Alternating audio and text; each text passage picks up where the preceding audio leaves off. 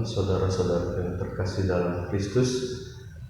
Hari ini kita kembali lagi dalam acara Sabda Siap Saji bersama saya Frater Johan Ferel Castillo.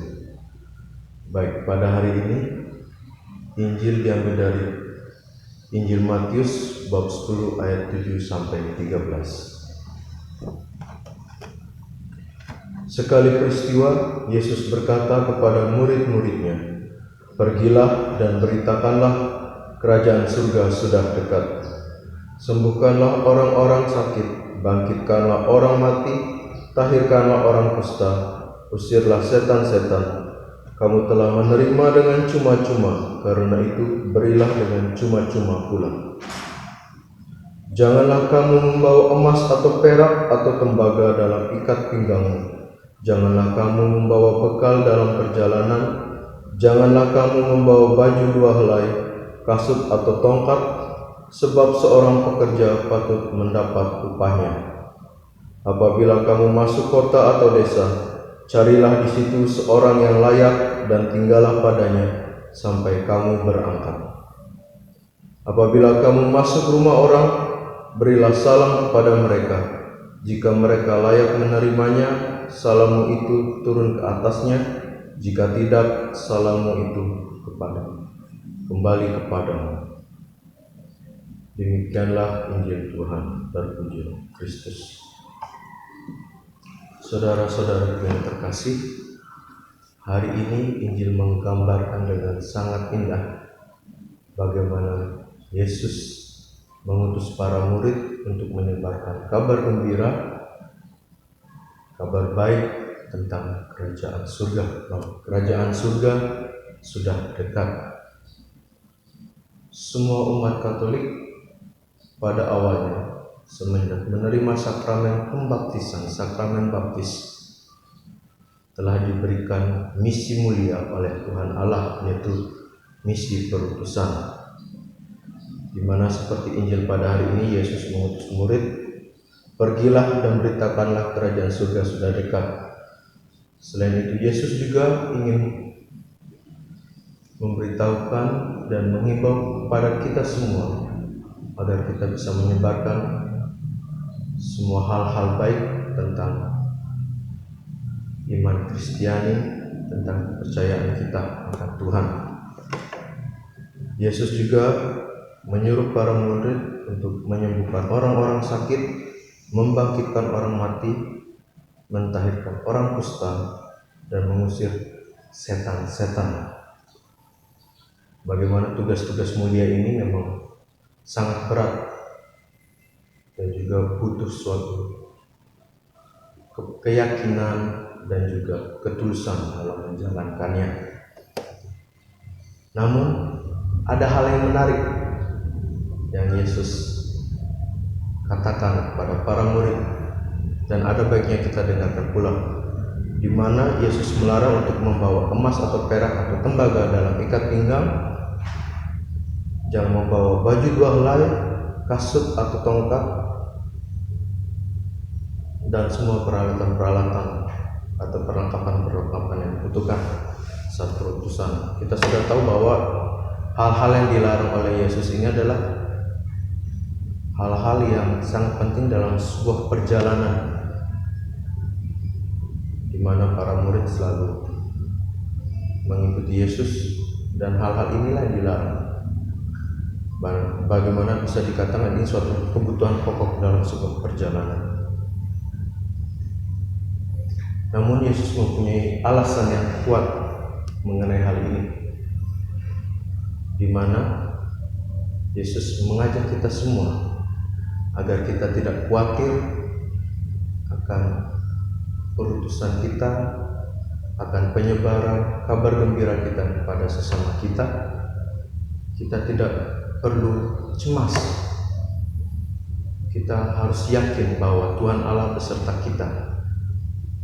Dan ingat, Yesus juga mengingatkan kepada kita bahwa seorang pekerja patut mendapat upah. Dari perkataan Yesus ini kita bisa tahu bahwa kita tidak perlu mencemaskan hal-hal yang akan kita dapatkan pada nantinya setelah kita berbuat baik. Karena hal-hal yang baik yang telah kita lakukan, kita akan mendapat balasannya berupa hal-hal yang mungkin lebih baik lagi dan mungkin lebih besar lagi dari semua perbuatan yang telah kita lakukan. Namun hal ini harus dilakukan secara tulus, tanpa pamrih dan penuh keyakinan akan Tuhan.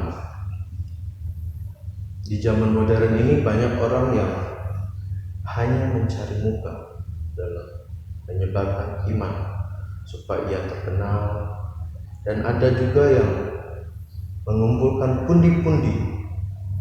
pundi-pundi harta, terutama sebagai mungkin pikiran sebagai wah ini memang balasan yang patut saya terima dalam penyebaran iman. Hal ini merupakan hal yang salah.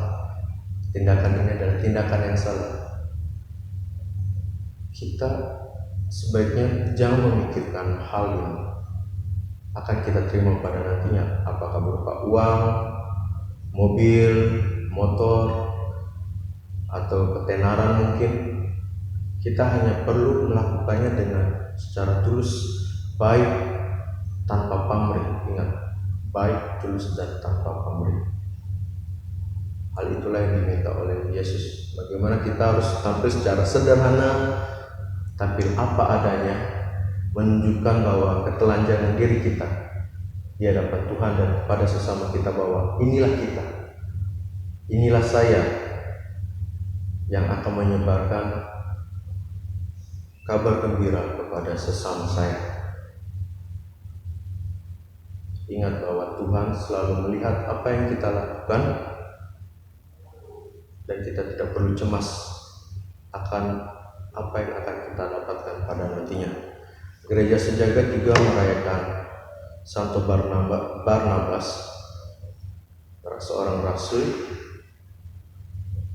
Beliau memang tidak termasuk dalam golongan 12 rasul, tapi ia mempunyai peran dalam penyebaran iman Katolik bersama Paulus yang dulunya lebih dikenal Saulus, yang sangat kejam, dan juga penyebaran iman di kota Antioquia, di mana mereka melakukannya dengan secara baik, secara damai, dan juga mereka mengosongkan diri mereka, di hati mereka, agar Roh Kudus tetap berkarya, agar Roh Allah tetap berkarya dalam diri mereka dalam penyebaran iman.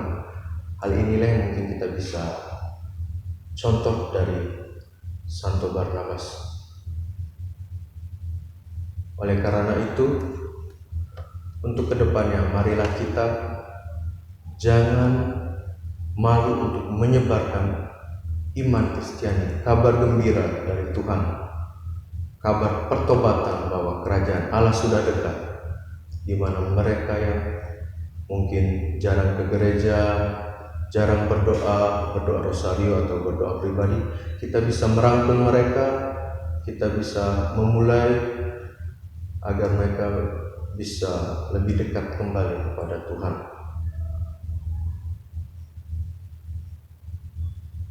Agar segala roh dan karya Tuhan pada umat manusia itu nyata terjadi dalam keseharian yang kita lakukan kepada sesama kita. Sekian renungan singkat saya pada hari ini. Selamat berjumpa kembali dalam acara Sabda Siap Saji selanjutnya. Tuhan memberkati.